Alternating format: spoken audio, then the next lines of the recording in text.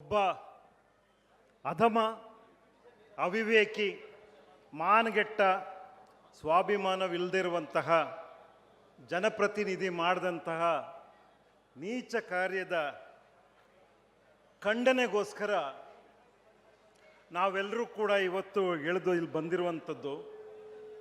ಕಟ್ಟುವ ಪ್ರಕ್ರಿಯೆಯಲ್ಲಿ ತೊಡಗಿಸಿಕೊಳ್ಬೇಕಾದ ಎಲ್ಲ ಮಾನವೀಯ ಮನಸ್ಸುಗಳು ಇವತ್ತು ಈ ಧಿಕ್ಕಾರದ ಧ್ವನಿಯೊಡನೆ ನಾವು ಈ ಬಿಸಿಲಲ್ಲಿ ದಣಿತಿರೋದು ನಮ್ಮ ಮಾನಗೆಟ್ಟ ರಾಜಕಾರಣದ ಒಂದು ನಡೆಯ ಕಡೆಗೆ ಕನ್ನಡಿ ಹಿಡಿತಾ ಇದೆ. ಹೇಮಾವತಿಯಲ್ಲಿ ನಡೆದಂತಹ ಈ ಒಂದು ಅಸಹ್ಯಕರವಾದಂತಹ ಪ್ರಕರಣವನ್ನು ತೊಳೆದು ಹಾಕಲಿಕ್ಕೆ ಕರ್ನಾಟಕದ ಎಲ್ಲ ಕಡೆಯಿಂದ ಹೋರಾಟದ ಸಾಗರದ ಅಲೆಗಳು ಇವತ್ತು ಹೇಮಾವತಿಯ ದಡಕ್ಕೆ ಅಪ್ಪಳಿಸ್ತಾ ಇದ್ದಾವೆ. ಹಾಗಾಗಿ ಇಲ್ಲಿ ಬಂದಿರುವ ಎಲ್ಲ ಸಂಗಾತಿಗಳಿಗೆ, ಹೋರಾಟಗಾರರಿಗೆ, ಸ್ನೇಹಿತರಿಗೆ ನಮನಗಳನ್ನ ಹೇಳ್ತಾ ಭಾಳ ಬೇಸರದಿಂದ 4 ಮಾತುಗಳನ್ನ ಹೇಳಿ ಹೋಗ್ತಾ ಇದ್ದೇನೆ.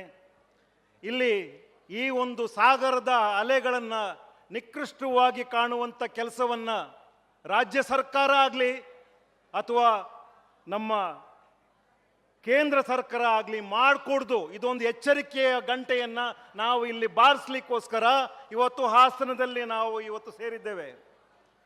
ನೀವು ತಿಳ್ಕೊಂಡಿರ್ಬೋದು, ಇವರೆಲ್ಲ ಬರ್ತಾರೆ ಹೋಗ್ತಾರೆ, ಅವನೇನು ಮಾಡಿಬಿಟ್ಟಿದ್ದಾನೆ ಮಹಾಕಾರ್ಯ, ಗನಂದಾರಿ ತಪ್ಪೇನು ಮಾಡಿಬಿಟ್ಟಿದ್ದಾನೆ ಅಂತ ನಿಮಗೆಲ್ಲ ಅನಿಸ್ಬೋದು. ಅಂತಹ ಜನಗಳಿಂದ ನಾವು ಇವತ್ತು ಆಳ್ವಿಕೆ ಮಾಡಿಸ್ಕೊಳ್ತಾ ಇರುವಂಥದ್ದು. ಅದು ರಾಜ್ಯ ಸರ್ಕಾರದಲ್ಲೂ ಇದ್ದಾವೆ, ಅದೇ ರೀತಿ ಕೇಂದ್ರ ಸರ್ಕಾರದಲ್ಲೂ ಇದೆ. ಸ್ನೇಹಿತರೆ, ಭಾಳ ನೋವಾಗ್ತದೆ ಈ ಒಂದು ಕಾರ್ಯಕ್ರಮವನ್ನು, ಈ ಒಂದು ದುಃಖದ ಅನುಸಂಧಾನವನ್ನು ನಮ್ಮ ಸರ್ಕಾರದ ನೇತಾರರು ಮಾಡಬೇಕಾಗಿತ್ತು.